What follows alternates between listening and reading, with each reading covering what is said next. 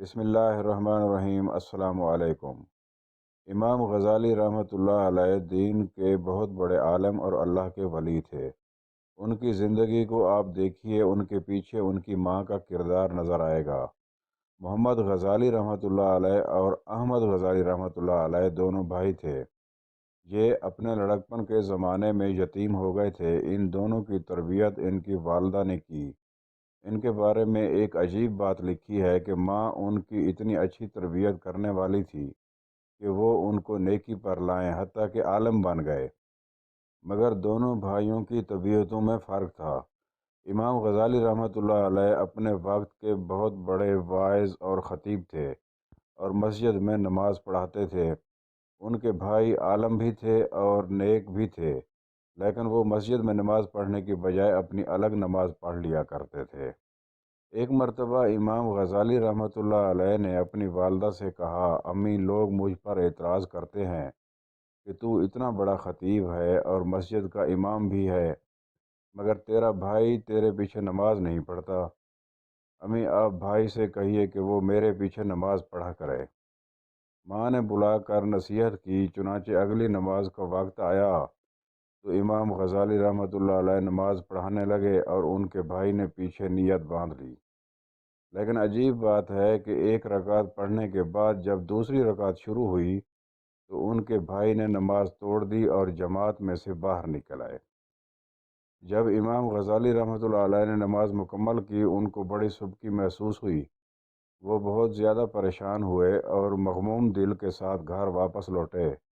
ماں نے پوچھا، بیٹا بڑے پریشان نظر آتے ہو؟ کہنے لگے، امی، بھائی نہ جاتا تو زیادہ بہتر تھا۔ یہ گیا اور ایک رکعت پڑھنے کے بعد دوسری رکعت میں واپس آ گیا اور اس نے آ کر الگ نماز پڑھی۔ ماں نے اس کو بلا کر پوچھا، بیٹا ایسا کیوں کیا؟ چھوٹا بھائی کہنے لگا، امی، میں ان کے پیچھے نماز پڑھنے لگا۔ پہلی رکعت تو انہوں نے ٹھیک پڑھائی، مگر دوسری رکعت میں اللہ کی طرف دھیان کی بجائے ان کا دھیان کسی اور جگہ تھا، اس لیے میں نے ان کے پیچھے نماز چھوڑ دی اور آ کر الگ پڑھ لی۔